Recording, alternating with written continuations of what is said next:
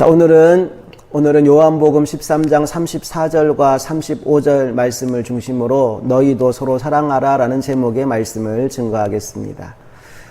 요한복음 13장부터 16장까지의 말씀은 예수님이 제자들에게 남기신 유언과도 같은 말씀입니다. 다른 건 몰라도 이것만큼은 꼭 전해야겠다라는 핵심 중에 핵심을 담아 놓은 메시지가 바로 13장부터 16장에 나오는 다락방 설교입니다. 그 출발이 무엇인가 봤더니 바로 사랑입니다. 자기 사람들을 사랑하시되 어떻게 사랑하셨죠? 끝까지 사랑하셨다라고 요한복음 13장 1절에서 말씀하고 있습니다. 커플들에 대한 이런 농담이 있어요. 정말 잘생긴 남자가 아주 못생긴 여자와 결혼을 한 겁니다. 그걸 보고 사람들이 뭐라고 말할까요?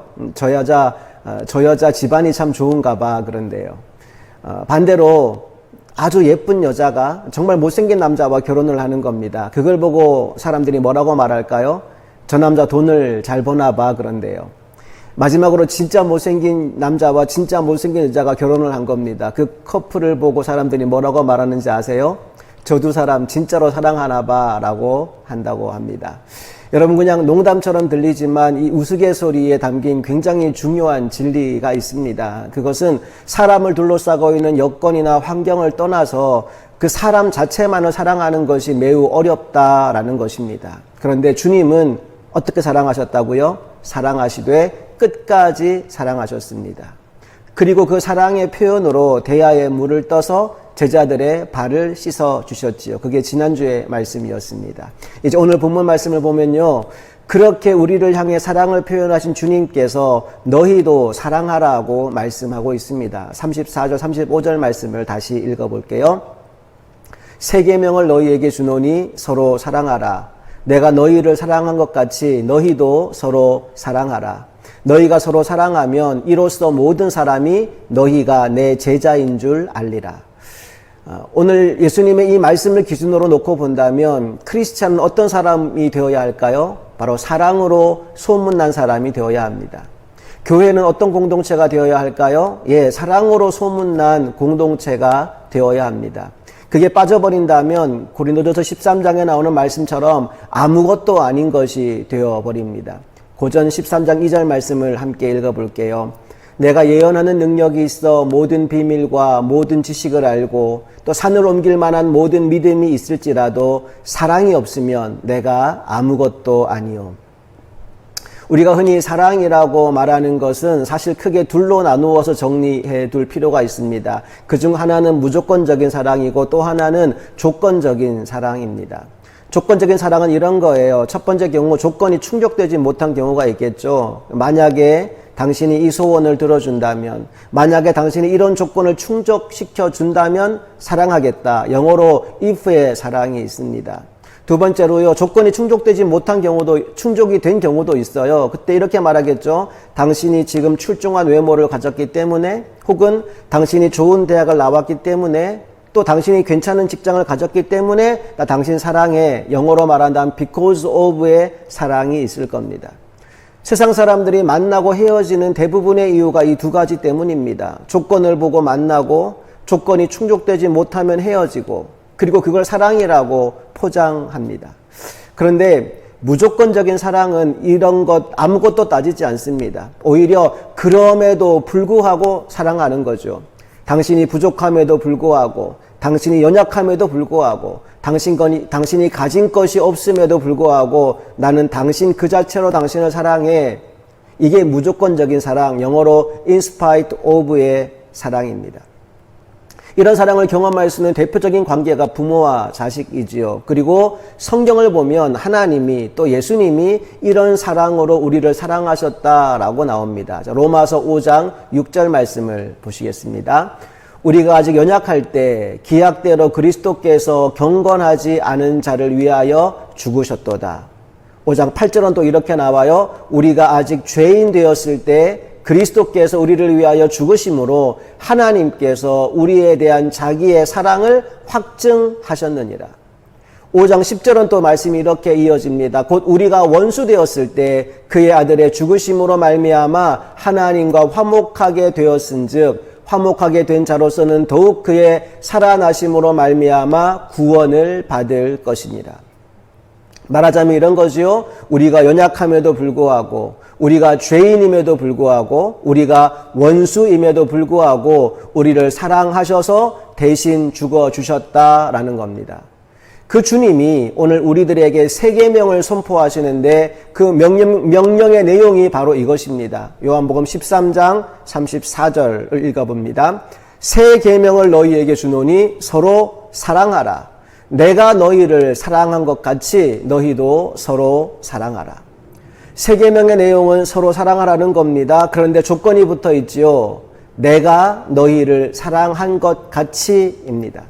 다른 말로 바꾸면 조건적인 사랑하지 말고 if의 사랑, because of의 사랑하지 말고 무조건적인 사랑, in spite of의 사랑을 하라고 말씀하고 있는 겁니다.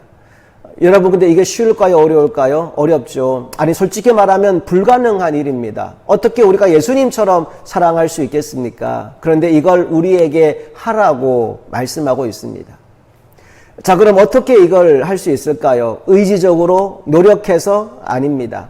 여러분 기억하십시오. 사랑은 은사입니다. 은사란 위로부터 내려오는 선물이라는 뜻이죠. 사랑장으로 유명한 고린도전서 13장 그 문을 여는 구절이 12장 마지막 31절 말씀입니다. 우리 고전 12장 31절 말씀을 읽어볼게요. 너희는 더욱 큰 은사를 사모하라. 내가 또한 가장 좋은 길을 너희에게 보이리라. 여러분 12장에는요 다양한 은사가 나옵니다. 방언의 은사, 예언의 은사, 병 고치는 은사, 가르치는 은사 쭉 나열을 하다가 마지막에 그런데 너희 모두가 구해야 될 진짜 중요한 은사가 있어. 최고의 은사가 있어. 그게 너희들에게 뭔지 가르쳐 줄게. 이렇게 말하고 12장이 끝나고 있는 겁니다. 그리고 13장에서 얘기하는 게 뭐라고요? 사랑이에요. 그러니까 사랑은 우리가 하나님께 구해야 할 최고의 은사라는 겁니다.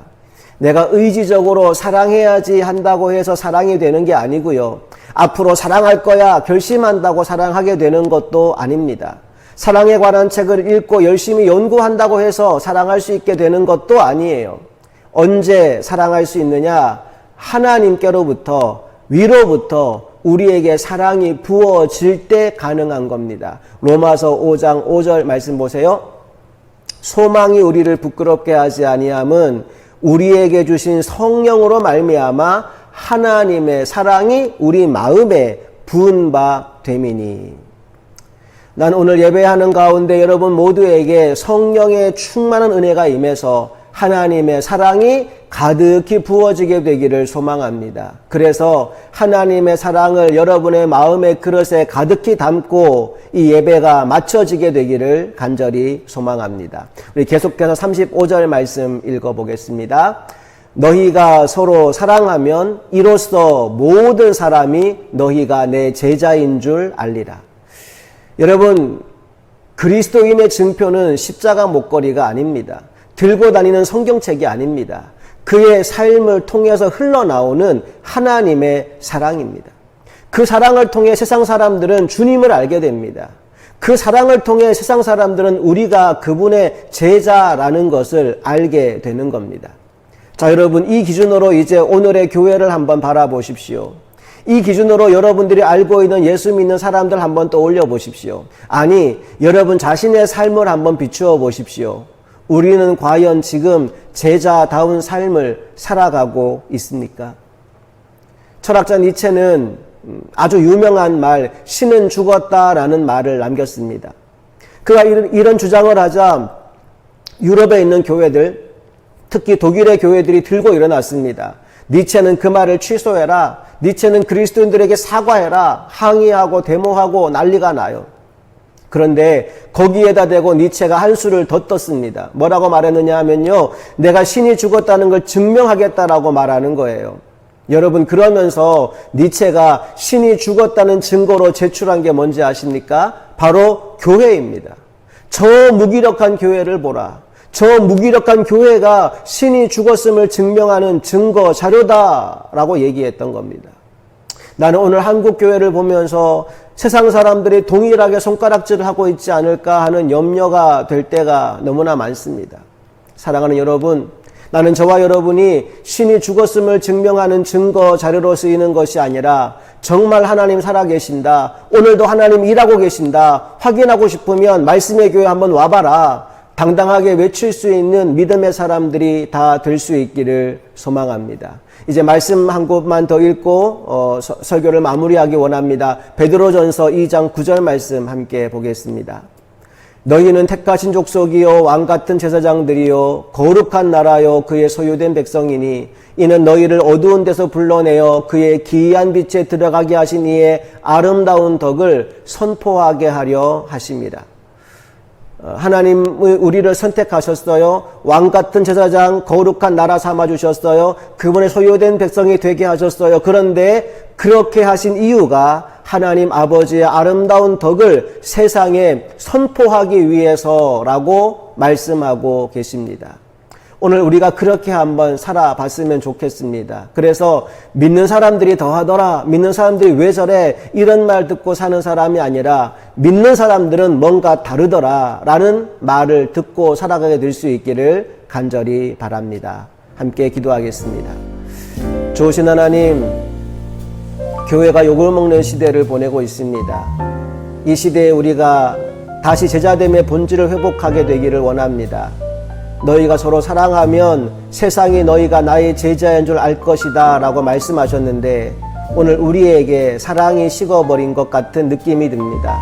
다시 한번 교회마다 그리스도인들마다 성령의 충만함을 부어주셔서 그 마음에 하나님의 사랑이 부어지게 하시고 그 사랑으로 세상을 변화시키는 일들이 일어나게 하여 주시옵소서. 우리 주 예수 그리스도의 이름으로 간절히 기도합니다. 아멘.